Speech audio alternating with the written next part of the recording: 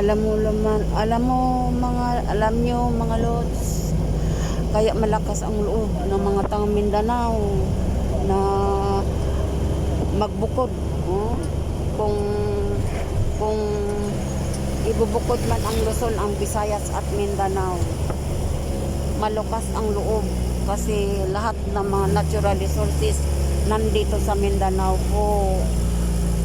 Gold, mga langis nandito sa Mindanao, mga produkto na katulad ng palm oil, napaka ang palm oil kahit sa ibang bansa. Boom ang palm oil din dito sa amin kasi ang palm oil marami siyang paggamitan.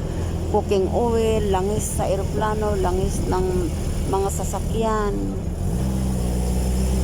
Kaya daming mga produkto kami dito at saka yung mga pagbintahan namin, mga milling company malapit lang din. Kaya boom kami dito sa Mindanao.